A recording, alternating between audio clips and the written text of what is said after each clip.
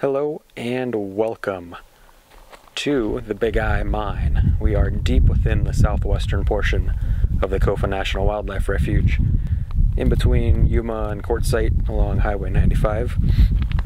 Right now we are at the end of the 15-mile, pretty rough trail that comes up here to Big Eye Mine. It leaves from Seldom Mine Museum and ends here at the wilderness boundary, in which you have to hike an additional half a mile to get to the mine. So we are out here in the very scenic Kofa National Wildlife Refuge. I think we're actually in the Seldom Mountains right now. A little bit earlier we were kind of in between the Kofa Mountains and the Seldom Mountains, and took a 20-mile trail to get to the Seldom Mine Museum, which is a pretty neat stop if you're in the area. Encompasses a lot of the history of the very productive Seldom mining district, which the Big Eye Mine was a part of. So without further ado, let's head up the trail and see what's left at the Big Eye Mine. Well, we have made it to the Big Eye Mine cabin. It's about a half-mile hike up this pretty rocky, narrow trail, and it's pretty much uphill the whole way, but it is worth it because you get to see this awesome preserved cabin that's still standing and still in pretty good shape. So a little bit about the cabin. It was, or about the mine itself. It was worked in the late 1800s up until about the 1950s, and when it was shut down, and it produced a lot of gold. That was the main mineral they were chasing here in the Seldom mining district. But got some pretty cool artifacts out here just sitting on the table.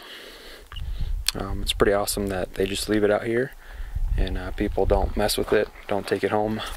So lots of historic tools and equipment, I'm sure, was used right here at the mine itself. Now, when the mine was shut down, this cabin was used by watchmen. Two of them stayed here in this cabin. Not sure what for, maybe to keep an eye on the property, make sure no one stole anything, but after they left, it sat abandoned for quite a few years, and it's actually still available for use. So it's got a couple of beds, some chairs, and it's pretty nice.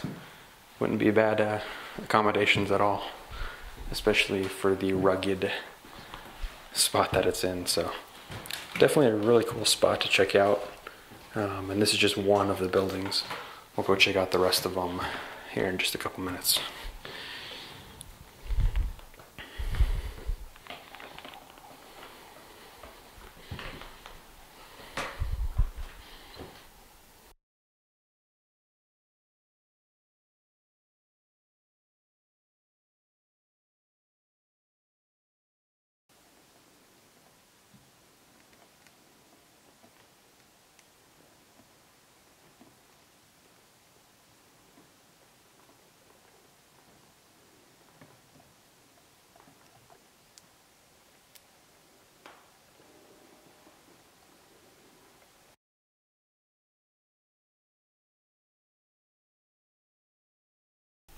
One of the cool things at the cabin is this mailbox over here, and I'm fairly certain they don't get mail anymore, but it's a nice little touch.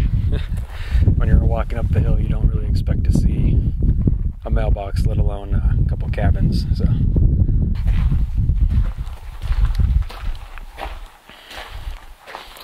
So out back they have a little bit more equipment. That looked like maybe some kind of sluice or some kind of something to wash or sort things. And I'm not sure what this platform was for. It's got a lot of rocks holding down the roof, I guess. I don't know. Looks like it could have been a water storage, who knows. But got your clotheslines there, and then up on the hill behind it is a water tank to catch rainwater. And there's this other building too, maybe some kind of bathroom, shower. Almost looks like it has a sink up here. It's got some pipes rigged up to the wall and some kind of catchment little basin here, so this may have been used as maybe a storage facility or some kind of shed. It's right behind the cabin, so it's got all these pipes rigged up too. Pretty intricate ruins for being over, I guess, over 75 years old now. Pretty cool. So just past the cabin, you come up to the actual site of the Big Eye Mine. It's kind of tucked away on this hillside. The cabin is back that way. You just got to hike a little further to get to it, but you can see how rugged this terrain is. Can you imagine mining, working, living in these kind of conditions? So we'll head up there in just a sec to investigate, but that is the actual mine. So ore would have been taken out of there, maybe a little bit processed on site, and then all the good stuff was taken by truck, which the roads today are in pretty rough shape. I can only imagine back in the early 1900s how rough they were.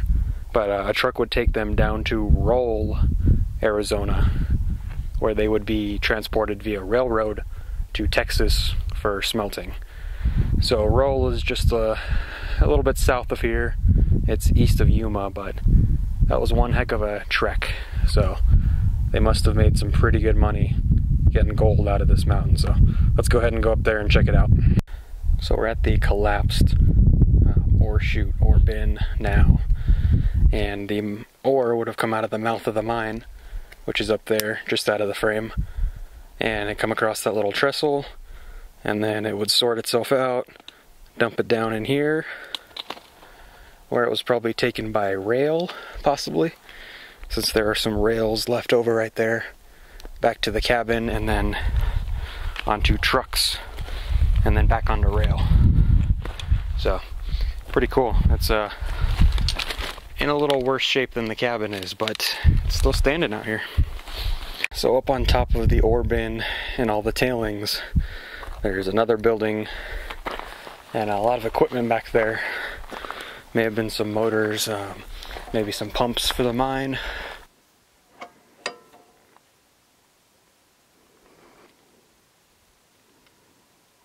But there it is. That's the Big Eye Mine. And this is actually the first time at any abandoned spot in Arizona where you can actually see the rails left over. So that is pretty unique and pretty cool to see, actually. So there's a peek inside the Big Eye Mine. Pretty darn cool. That's crazy to see all the rail tracks still on the floor here. That is bizarre.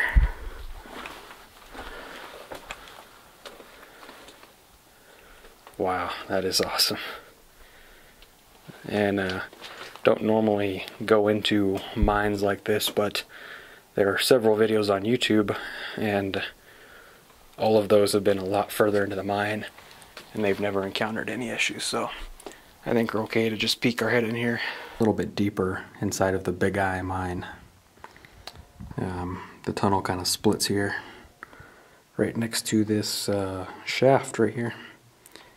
So the air pipes and the rail line kind of drops down in there.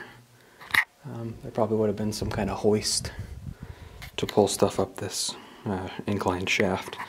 So it doesn't look too deep, but certainly not going to be poking my head down there. This right branch kind of curves around the corner there. Actually, a cool little pulley built into this wood. Maybe that was used to go down the shaft, maybe for electricity or airflow or something. But they're just kind of looking down the tunnel to the left, where the ore cart tracks continue. But I think I will call it a day right here, since I don't want anything crazy to happen. It is a long way from help. So, and you look up there, you can kind of see more of the timbering. Yep, Never quite seen a mine like this in Arizona. This is definitely unique that it's so well preserved and in such good shape, so that's awesome.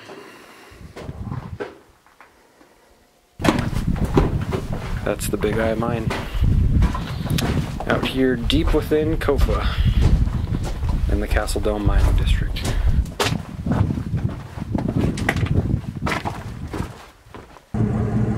So this is Thumb Butte, and it gets that name because it kind of looks like a thumb over there, but that little gap in between is called the Big Eye, which is the namesake for the Big Eye Mine and Big Eye cabins and everything else. So anyways, that's gonna do it. We're gonna head back out of the Kofa, spend the night somewhere in the area, and explore more tomorrow. So as always, thank you for watching. Make sure to check the links in the description. You'll be able to find a page on the history of the Big Eye Mine, trail info on how to get here, as well as other trails in the area. So thanks, and we will see you on the next trip.